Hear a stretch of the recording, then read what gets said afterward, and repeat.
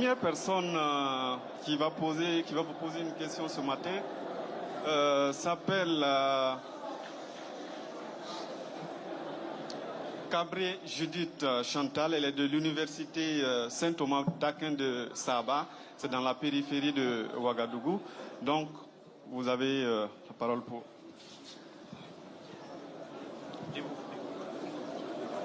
Excellence, Monsieur le Président, je vous souhaite la bienvenue avec un pincement de cœur. Saviez-vous qui a construit l'amphithéâtre qui vous reçoit aujourd'hui? Est-ce que la France va-t-elle assumer sa responsabilité en notant que vous-même, dans l'élimination jalouse de Kadhafi, l'université de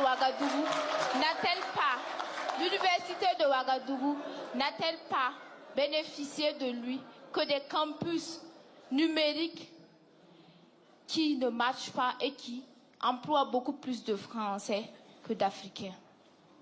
Aujourd'hui, le nombre d'étudiants boursiers en France est de 500, alors que nous recevons beaucoup plus de soldats de vous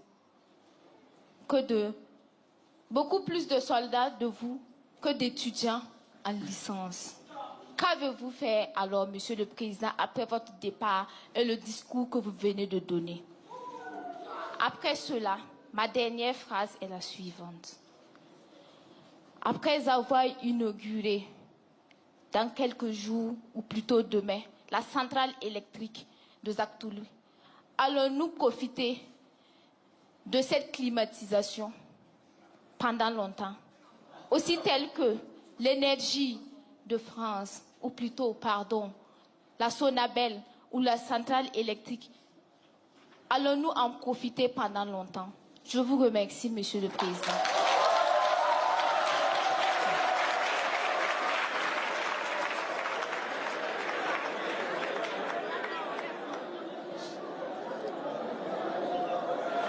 Il y a... S'il vous plaît. Vous voulez... Je vais répondre en fait question par question. Oui, c'est ça. Je réponds question par question, d'accord? Il y a une manière classique d'un président de la République de s'adresser en Afrique, qui est de donner des leçons, de vous dire, voilà ce que vous avez fait, vous n'êtes pas au bon niveau, et de leur expliquer comment ils doivent faire pour l'état de droit, etc. Ça s'est toujours fait comme ça. Vous m'avez entendu devant vous, je viens de vous prononcer un discours. Je ne crois pas avoir fait ça. J'ai fait tout l'inverse. Parce que nous sommes d'une génération qui doit faire tout l'inverse. Et il était coutume, en Afrique, de répondre. Il n'était pas de coutume qu'il y ait des questions des étudiants dans les discours de président. Et je suis très content que nous inaugurions autre chose. Mais il était coutume d'avoir des discours un peu comme celui que vous venez de tenir. Je vous le dis gentiment. Parce que ce discours qui consiste à dire « mon problème, ou dès que j'ai un problème, c'est toujours la France », ce n'est pas un discours qui permet de tourner la page. Ce n'est pas un discours qui permet d'aller de l'avant. Donc je vais répondre à chacun de vos points, mais je vais répondre avec la bienveillance ambitieuse que j'ai pour notre relation, et pas la revendication un brin haineuse qu'il peut y avoir dans certaines interpellations. Parce qu'on ne construira rien là-dessus. Et vous ne servez, je vous le dis, mais vous poserez toutes les questions que vous voulez, mais je vous parle en toute franchise. Vous m'avez parlé d'abord de la Libye et du président et de ce qui a été fait en Libye. Vous l'avez dit en des termes que je n'aurais pas employés. Je ne suis pas sûr que quiconque ait eu de la jalousie pour Kadhafi. Bon. Vous pouvez s'interroger sur l'indicateur du bonheur qu'il y avait en Libye sous M. Kadhafi, et je pense qu'aucun d'entre vous n'avait forcément envie d'y être. Ceci étant dit, je l'ai toujours dit très clairement, président de la République française, je n'aurais pas soutenu l'intervention en Libye.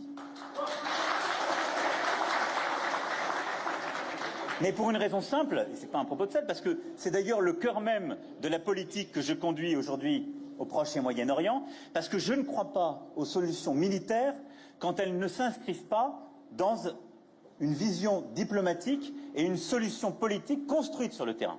Ça ne servait à rien d'aller s'attaquer au président Kadhafi s'il n'y avait pas une solution avec la légitimité forte sur le terrain, parce qu'à la fin, ce sont les Libyens qui choisissent l'avenir de la Libye. C'est personne, ni à Paris, ni à Bruxelles, ou à Washington, ou ailleurs.